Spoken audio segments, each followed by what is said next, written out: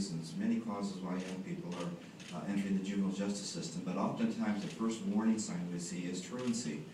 We know that most individuals incarcerated in prison, first contact with the justice system was via truancy. And we know that a very high percentage, 80% or so of those individuals incarcerated in state prison are high school dropouts. And all the research shows us that the best thing we can possibly do to reduce violence, to help these youngsters, is to keep them in school. And so we have a great program called the Silver Star Resource Center. It started off as a Silver Star Gang Prevention and Intervention Program. And we started that with funding supported by Congressman Farr, so we really do owe him a great deal of gratitude for that. It's been a resource-challenged program, but it is a multi-agency collaborative, and as Dr. Clark indicated, collaboration is really the key to making these efforts work, and we really have a culture of collaboration here in Monterey County. We're really fortunate.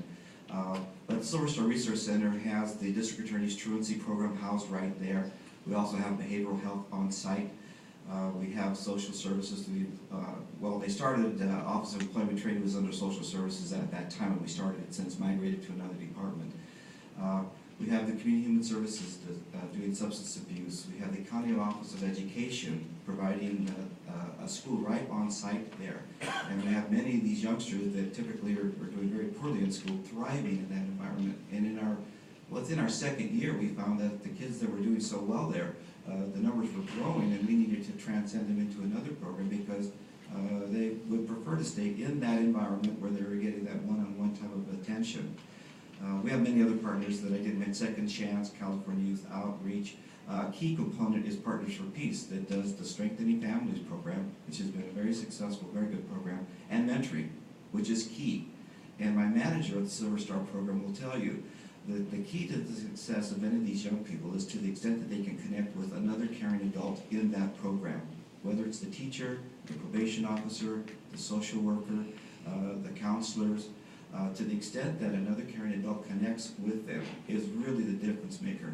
So when I first heard about positive behavior interventions and Dr. Hauer's work, it made so much sense because it's a strength-based type of an approach. It's helping kids to be successful in an environment where they haven't been.